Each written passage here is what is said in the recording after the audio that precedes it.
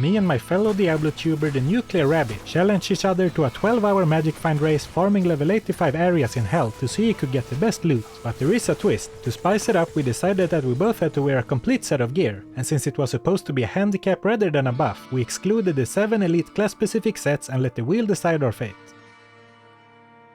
I rolled the Arctic gear set, which I guess is not the best nor the worst, but I was just glad that the wheel stopped before reaching the Berserker set, because that would have been a real pain. The Arctic set have some alright stats for a low level set, and it even has some magic find, but the main problem I see is that it takes up several valuable gear slots like the weapon slot and the glove slot. My competitor rolled the Husaru set, and while it has some pretty bad stats, with the only really good one being the cannot be frozen as a set bonus, it at least only takes up 3 gear slots in total. I'd say the sets we rolled were pretty even when it comes to power level, which of course was good for the competition. The Nuclear Rabbit picked the Barbarian while I chose to go with the Amazon using Freezing Arrow. Who will find the best loot and be crowned the winner of this competition? Let's find out. I quite like the Amazon and the Boazon in particular, and the armor from the Arctic set is also the very first set item that I remember finding over 20 years ago in the original Diablo 2, so I was actually kind of excited to play this character. Here's a quick overview of my character and my full gear setup. The set bow is definitely a weak weapon, especially considering how many +2 skills you could get from using another bow, but it does give a pretty decent amount of attack rating, which is at least something. It's socketed with a shale rune for the increased attack speed. I'll also mention the complete set bonuses now, which are not that many or that great, but the cold damage and the cannot be frozen are pretty nice for sure. Then the set armor, which has some minor resistances but not much else. It's socketed with a Duel with 15% attack speed. The set gloves are quite weak compared to other options, especially considering even magical gloves can spawn with up to 3 extra bow and crossbow skills, but it at least has 10% attack speed, which is helpful. The belt gives a good amount of cold resist and a nice chunk of magic find as a set bonus. All in all, the set could definitely be worse, but it's not great either, and I didn't think about it until I started gearing her, but the set really takes up some rough item slots where she could have had some great options otherwise. And then to complement the set, I'm first wearing a Shaco socketed with a perfect topaz for some much needed +2 skills, as well as a decent chunk of magic find. The life and especially the mana is also a welcome bonus. For a necklace I'm wearing a High Lord's Wrath for an extra skill point and increased attack speed. The lightning resist is also nice because of where I will be farming. For rings I'm wearing 2 Nagel rings for the extra magic find. I would have loved to trade in the MF for another skill point, but I have not found a single Soy or BK wedding band since Resurrected came out, despite doing thousands of runs. And finally, for my boots I'm wearing a nice pair of War Travelers for the extra magic find. My charms were a Geed's Fortune, 5 bow and crossbow skillers and some magic find small charms. I forgot to show it for the video, but on my weapon switch I was carrying a Harmony Runeward in a longbow, and I used it just for the Vigor Aura to run faster in town and between fights. My resistances were looking really bad, but I did not expect that to be a big issue where I was planning on farming. And Freezing Arrow also freezes enemies, unexpected I know, so I should be able to do runs rather safely even with low resistances. My magic find ended up being just shy of 300, which was definitely an okay amount. My listed damage per shot wasn't looking too impressive, but I had decent attack speed, so I would hopefully be able to clear things decently fast. I wasn't sure exactly what to do with the remaining skill points after maxing out Freezing Arrow and its damage synergy, so I spread them out between Pierce and Penetrate with a few points into Valkyrie. I later ended up maxing out both Pierce and Penetrate, even though the returns on Pierce were pretty small, because I didn't know what else to do with the skill points. In hindsight, I could have invested some in a secondary attack, because I did end up struggling somewhat against cold immune enemies. I decided to run the ancient tunnels underneath the Lost City in Act 2. The main reason is that there are no naturally cold immune monsters in the area, and they are also fairly easy for a level 85 area, though I sometimes find that the layout of the map can be a bit annoying to navigate, at least without teleport, but I decided to start here anyway. The Freezing Arrow Boazon is a lot of fun to play, and the ancient tunnel fit her well. I could blast most monsters down in a few seconds, and the splash damage of Freezing Arrow is deceptively big. I would have liked to clear enemies in a few less shots, but there wasn't much I could do about that now. And what was I expecting? I was wearing the full Arctic set after all. The first few runs took a while to do as I was settling into the runs and getting used to the map, and I also didn't find anything noteworthy. I found a Monarch of Deflecting on run 4, and it kind of feels like it's close to being a Jeweler's Monarch of Deflecting, but in reality it's not really. But on run number 8 I kicked things off for real with a Lem rune. This is the lowest rune I consider a decently interesting drop, but I was not complaining about any drops at this point. On run 15 I found a pretty good base item for rune words. This Sacred Torch with 40 fall to all resistances could become a very nice spirit shield for a paladin. On run 17 I found a green troll belt, which is the belt from the Trank set. It's a pretty unique item in that it's a belt with cannot be frozen on it. Otherwise it's not a very commonly used item, but it is decently rare and it's also in the second highest treasure class. I picked up an Immortal King Stone Crusher on run 24, which rolled 1% off perfect on the crushing blow, and on run 26 I found a Heart Carver. This isn't anything special in terms of either usefulness or rarity, but it reminded me of how my competitor had the skill find item to increase the amount of drops he would get, so after finding this I tried to pick up the pace even more. I then had a string of pretty weird drops, starting with this unique cedar bow on run 33. The Kuko Shakaku is a really cool and unique bow, and can be very useful on a Boazon or a ranged sorceress using enchant. It's also an item that I just really like. And then a couple of drops that were more funny than exciting. On run 36 I found a green short warbow, which is of course the bow from the Arctic set that I was already wearing. And then 12 runs later I found another one. I guess I have a couple of spare ones if anything happens to the one I'm wearing, but bows can't even break, so I don't know what I'm supposed to do with these. Shortly after, I had run the ancient tunnel for 3 hours total, and we had decided to check in with each other every 3 hours to compare our progress. I felt like my start had been rather slow, but at least some decently rare items had dropped, and the paladin shield might even be used on a character in the future.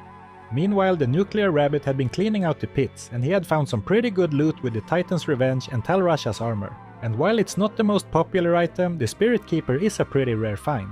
We hadn't exactly figured out how we should score the competition yet, but I think it was fair to say that he was ahead at this point. But not by that much, and a few lucky drops could easily flip the scales in my favor. Before continuing, I stopped and reconsidered my plan for a little while. I was not very happy with my run so far. Even with a decent map, it just felt like the runs took a little bit too long to do. A little over 3 minutes on average. For the next set of runs I decided to try my luck in the Stony Tomb instead. It's kind of similar to the ancient tunnels in both how it looks and what types of enemy spawns there. The reason I was interested was that there is a second level to the tomb, and on average you'll find a few more elite enemies in total. It also has a simpler map layout, which makes it easier to make sure you haven't missed any enemies. On the negative side, there is a special boss on the second level which always spawns immune to cold, and while my mercenary surely would be able to handle that one for me, it would take some additional time on every round. I was at least willing to give it a try though.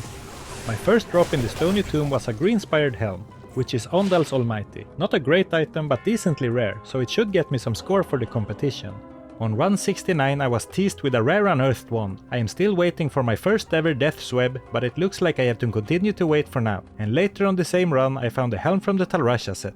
5 runs later, on run 74, I found more decent elite set pieces with the gloves from the Immortal King set. I hadn't gotten a great start with what items dropped, but on run 84 my score got a nice boost. First I found Mavina's armor, and then on the same run in the last room before exiting I found a unique Lich wand. I didn't know what this was off the top of my head, but it turned out to be Bone Shade, 2 fairly rare items in the same run. This was a boost to my morale, and it also marked a bit of a turning point as the drops improved a bit from here. And just before finishing the run I also found a small charm with a perfect plus 20 to life, although no other stats. Just 2 runs later, I found a unique Grand Charm, and since I wasn't in a terror zone, it could only be Geed's Fortune, but I still tried picking it up despite already carrying one in my inventory. The roll was pretty low, but it was at least something interesting to identify.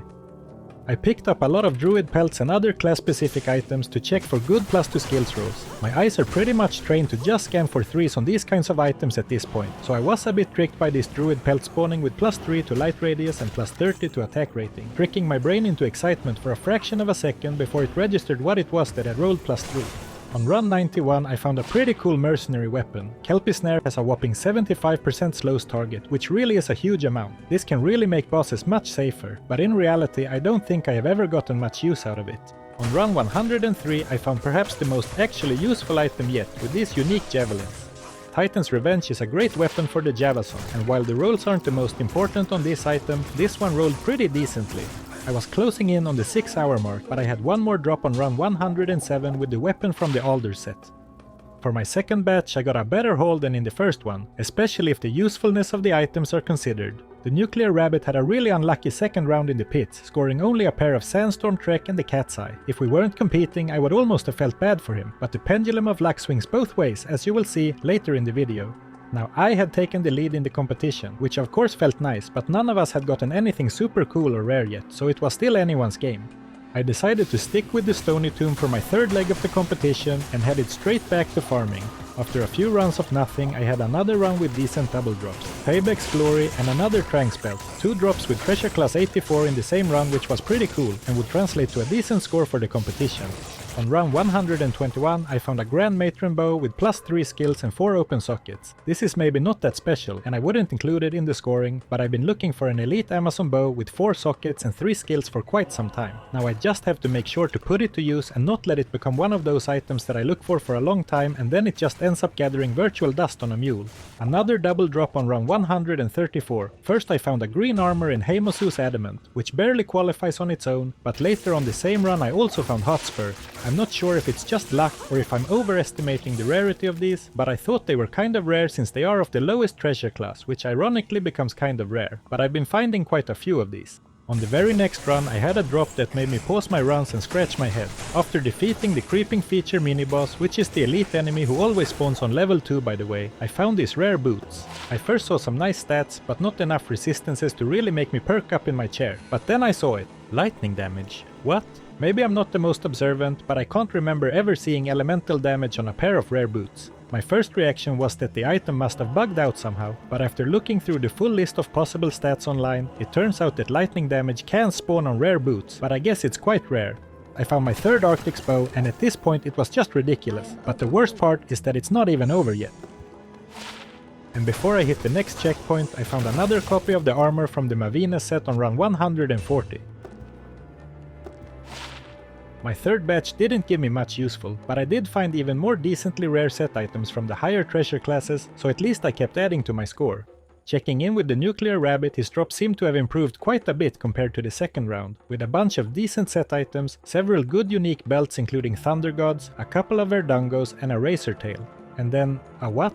When he sent me this clip the first time I honestly was so focused on all the loot that I didn't see the freaking bear rune until he started circling around it. What a drop to get in a farming race like this. I congratulated him on the amazing find, but I only meant it 50% because this meant I was really behind in the competition at this point. I was considering if there would be any other option that could be better than the Stony Tomb. I didn't really think I could handle farming the Chaos Sanctuary or Bale very efficiently with this character, so I rubbed my lucky charms, said prayer to the loot gods and headed back to the Stony Tomb for the final round, and the loot really came rolling in for me on the fourth set of runs. The drop started off on run 151 when I found Lava Gout, a pretty unique pair of gloves with the chance to cast the enchant spell. They have increased attack speed too, but they are a bit lacking in total stats to be really good, and if you're really desperate for the buff, there's other ways to get that without using these gloves. A cool change could be to replace the freeze duration reduction with straight up cannot be frozen. But here I go again, getting my hopes up for item changes, which I occasionally do ever since they randomly removed the knockback from one of the Bull Catho set swords.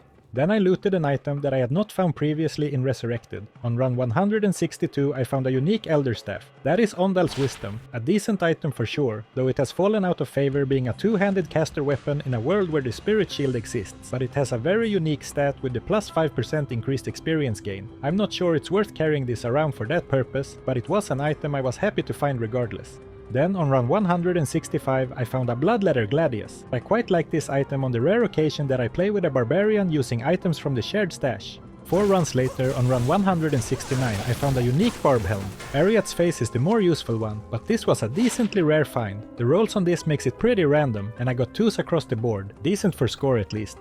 Lots of drops that I have stuff to say about in this set of runs, and the next one was no different. On run 172 I found the unique bow Witchwild String, a pretty cool item with the 2 sockets, the chance to cast amplify damage, and the scaling deadly strike, basically giving you 2 ways of doubling your damage. It's just a shame that the base damage isn't higher, so it gets outclassed by much else, especially now that you can make the Insight rune word in bows too. Still, an item that I'm quite fond of personally. Then 10 runs later, on run 182, I found my first Skiller Charm, and it was a good one too, giving +1 to lightning skills for the sorceress. I was really happy with this, as my Skiller collection has a lot of holes to fill, and this is certainly a strong one. Then on the next run I had a run with multiple drops, and 3 of them this time. It started off with some green battle boots, which is the boots from the older set. The fire resist roll could be higher, but these are some pretty good boots. Then shortly after I found a unique amulet. This was just a crescent moon, and I momentarily forgot about the competition, so I threw this back on the ground.